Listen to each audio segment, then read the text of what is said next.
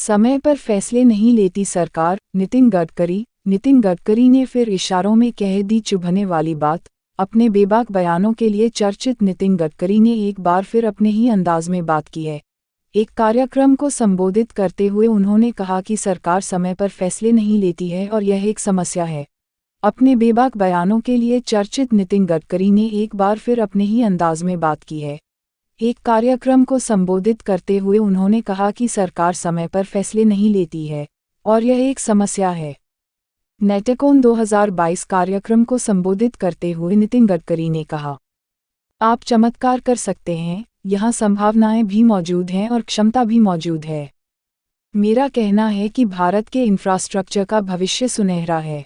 हमें अच्छी तकनीक और नए सुधारों को स्वीकार करना होगा। हमें दुनिया और भारत की अच्छी रिसर्च और सफल प्रैक्टिस को स्वीकार करना होगा। नितिन गडकरी ने कहा कि हमें पास वैकल्पिक चीजें होनी चाहिए।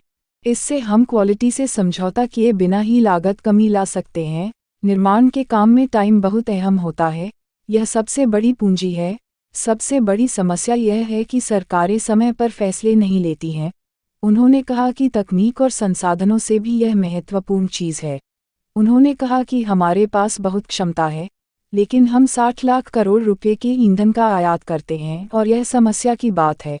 उन्होंने कहा कि हमें हमेशा यह बात ध्यान रखनी चाहिए कि काम समय पर पूरे होने चाहिए। बीते दिनों कहा था, सत्ता के लिए होती है राजनीति। उन्होंने कहा कि मैं जब महाराष्ट्र में मंत्री था तो मैंने कह दिया था कि जो एक दिन पहले बनेगा तो 1 लाख रुपये का इनाम मिलेगा। यदि देरी हुई तो फिर इसी हिसाब से फाइन देना होगा। माहिम में फ्लाईओवर बनाने के लिए समय 24 महीने का था, लेकिन ठेकेदार ने 21 महीने में ही तैयार कर दिया।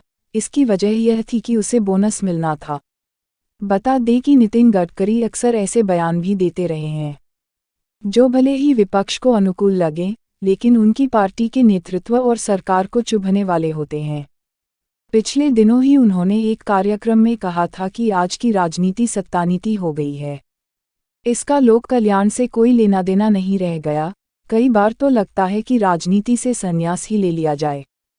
संसदीय बोर्ड से किए गए हैं बाहर, खूब हुई थी चर्चा। बता दें कि बीते सप्ताह ही भाजपा ने अपनी शीर्ष संस्था संसदीय बोर्ड का गठन किया था और इससे नितिन गडकरी को बाहर कर दिया गया है। इस फैसले को नितिन गडकरी के बयानों और पीएम नरेंद्र मोदी एवं अमित शाह से उनके रिश्तों से जोड़कर देखा जा रहा है। नितिन गडकरी भाजपा के पूर्व अध्यक्ष रहे हैं और संघ के बेहद करीबी नेताओं में शुमार किए जाते हैं।